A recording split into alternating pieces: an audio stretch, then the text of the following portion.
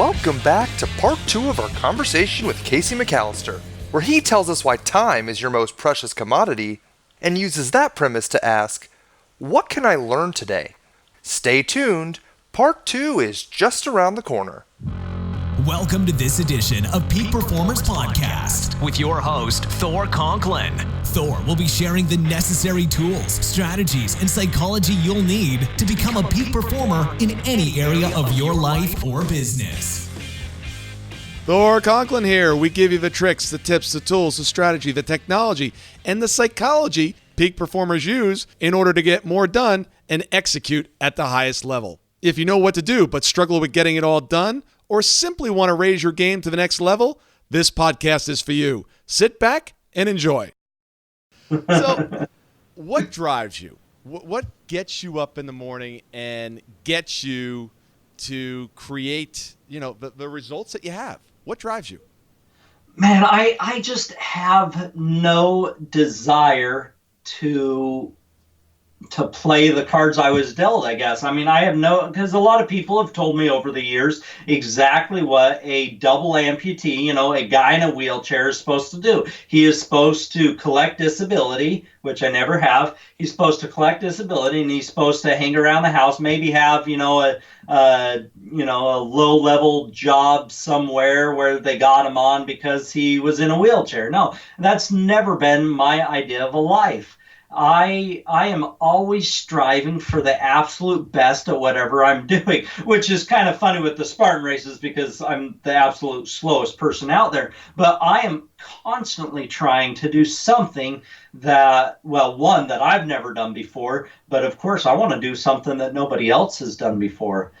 Even right now, I'm in the process of writing my book, writing my autobiography. And I'll tell you what, my English teachers had such a hard time with my writing. And even my wife did when I was in college because my writing was so bad. But when I wake up, I don't face the world as what I can't do. That's never been me. I face the world as what can I learn and what can I achieve. And so even writing this book, I've had to take some insane leaps and push so hard. I mean, headaches galore, trying to get simple sentences down on the page. But it's that with everything else in my life. I'm a father of 5. And anybody with kids will tell you, kids aren't easy. They take a ton of work. And so every day, my motto is, and my speaking business is rise up.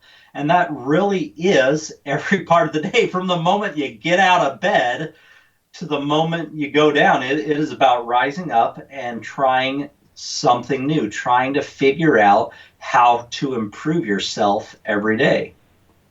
Absolutely. Amen with that. It's always about expansion. I relate to that tremendously. I even have a old school dictionary paper in the bookshelf, and the page that had can't on it has been ripped out. That and quit have both been ripped out. So I certainly understand when it comes to can't, there's nothing I can't do. Just give me enough resources, give me enough time, and I'll figure out a way to make it work. One of my favorite quotes from my dad, and I didn't understand it as a kid because it was just one of those annoying dad sayings that he always said, but I have used it more and more. He always said, as kids do, we didn't want to do something. Oh, I can't clean my room. And he would always say, can't never did anything, won't never will. And, as a kid, that's like, whatever, that's stupid, Dad. But now as an adult, I'm like, yeah, you're right. That's exactly right. What we say yes to and what we say no to greatly affects, the outcome of our life, the quality of our life. How do you determine what to say yes to and what not to say yes to? When I am determining whether or not I'm going to do something, whether I'm going to say yes to an activity, it's got to excite me. And if it looks like a challenge, I usually say yes to it. I love the idea of a challenge because I have learned throughout my life that a challenge pushes me.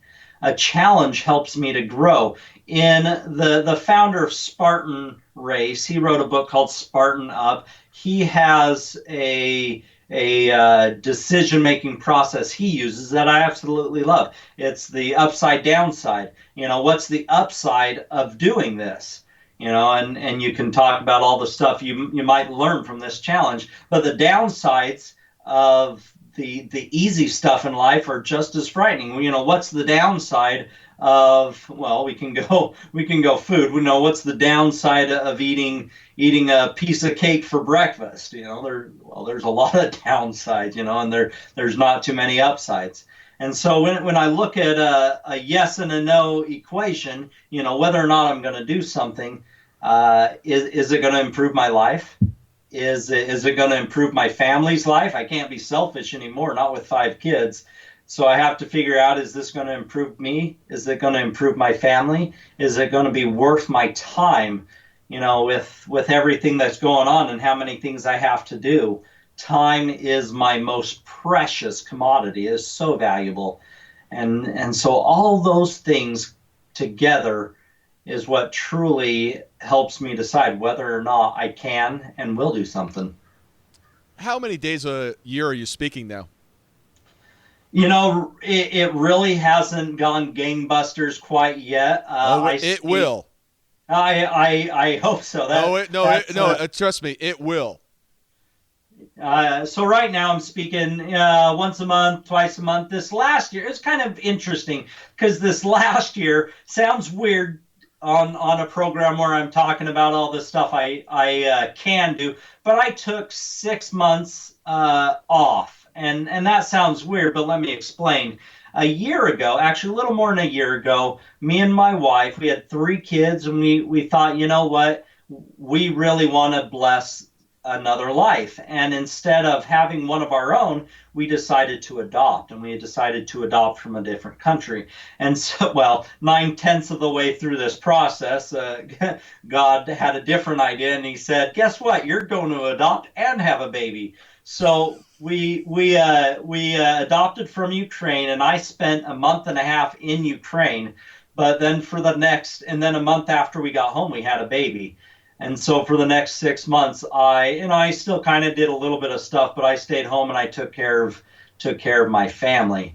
And so that took a little bit of dip on the speaking business, but talking about challenges, holy cow, that was an insane challenge that I wouldn't trade it for the world. But I'm pretty excited that this video has gone so well, and I know I'm going to get a ton of speaking opportunities, and I'm excited for the challenge. Absolutely. I look forward to sharing the stage with you one day. Absolutely. I'm serious about that. I was thinking about that. I said, incredible soul. I love your energy, and I said I could definitely see us sharing the stage. I'm sure that will happen at some point, and it'll have nothing to do with what you and I set up, but I'm sure where our paths are going to cross at some point. I look forward to it. I do too. Talk about your next challenge, always looking forward to the next thing. I suggested a marathon without the chair, but, it's not up to me. It's your life. You can decide what you want. What's that next challenge? What are you thinking? What are some ideas? I'm glad you said marathon because after this video kind of went viral, it got back to the Spartan guys. Spartan, in fact, the founder, the guy I talked about before, Joe DeSenia, he invited me to do another Spartan race. But this Spartan race is a little bit different. This is it's in Iceland, and it is going to be a 24-hour race. And my goal is to do, and it's going to be a 5-mile loop. My goal is to, do 30 miles of it. So I do plan on doing a marathon on my hands very soon. It'll be tough doing a marathon on a Spartan course. But that's my goal coming up, and that's what I'm training for. It's my previous one was just 13 miles, but I finished that 13 miles in 10 and a half hours. So I would love to be able to finish at least a marathon in that 24-hour time period. Well, at some point during this coming week, when you're on Facebook, head on over to a Facebook group called We Do Hard Stuff. A buddy of mine, Jesse Itzler, he's a author. He's an incredible business individual and a philanthropist. And it's a group of people doing hard stuff every month, and they give proceeds. Jesse actually donates to the charity of a month if you complete the different challenges. I think you'd really enjoy the people that are there. And from time to time, that's where the Everest Challenge came from. So I'd like to tie it into that group because the next time we have one of these major challenges, you, sir, are going to get an invite.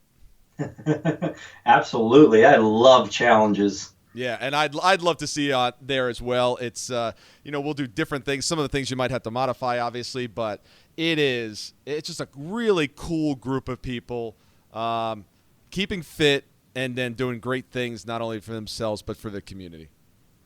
Well, and honestly, that's what me and my wife talked about when this started going viral, and we started realizing the implications of it. It's not about us anymore, and I've received so many wonderful messages. If you are one of the people that have reached out, thank you so much. There is a much bigger work here in progress. And so many lives, have been blessed just from my story. And that's not why I was out there, but that is one of the great things that can happen as we start to rise up, is we not only empower ourselves, but we give others the ability and the opportunity to expand their own lives. It is our light, not our darkness, that truly matters. Yeah, what do they say? We're going to be an example, we're going to be a shining example, or a warning. You pick. Yeah, that's very true. What's some of the best advice you've ever been given?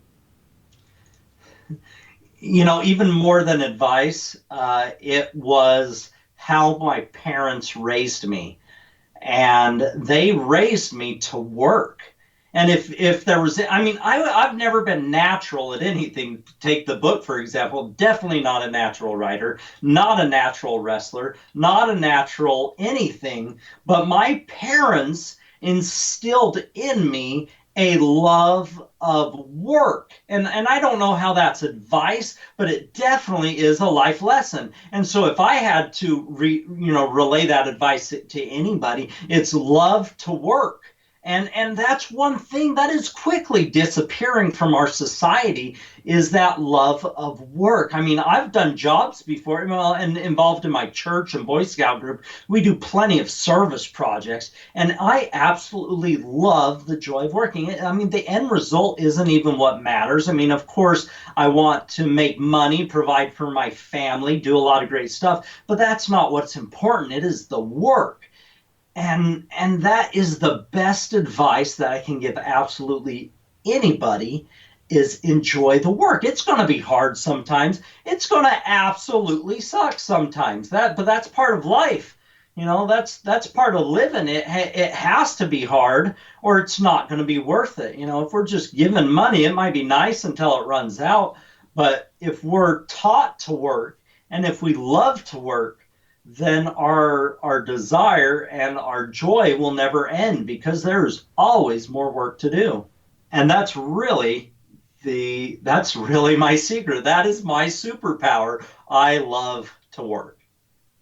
It's interesting. I think back on the event last week. It took an hour to climb up this mountain, and it was not fun climbing up the mountain. It hurt, but it wouldn't have been any fun if it wasn't hard. If it was easy, then anybody would have done it, and there would have been no sense of accomplishment. It's the hard things that we really just bust our butt on, that you can walk away, go to sleep, wake up in the morning and say, you know what? That was tough. That was something worth doing.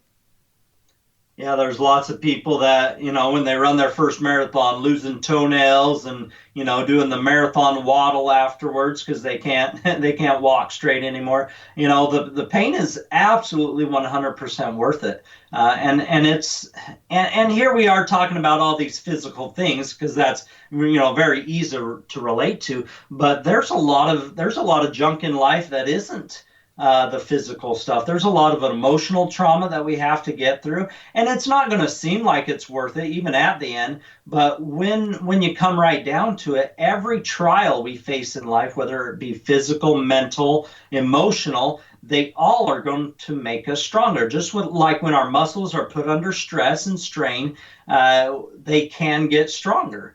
And honestly, whether or not they get stronger is up to us. If you have a hard workout and then you decide not to do anything for the next 3 months, it's not going to help you. Just like those hard things in life, if we decide to lay down and cry under the bed for the rest of our lives, it's not going to help. But when we decide to overcome those trials, and it's going to be hard, but when we decide to overcome those trials, holy cow, there's nothing that we can't accomplish.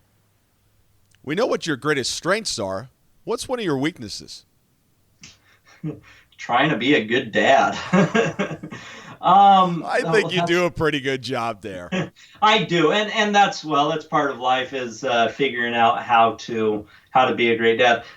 Weaknesses, man, I try to overcome it all the time, but my organizational skills are horrible. I'm looking around my office right now and realizing I need to clean it and I need to figure out where stuff goes.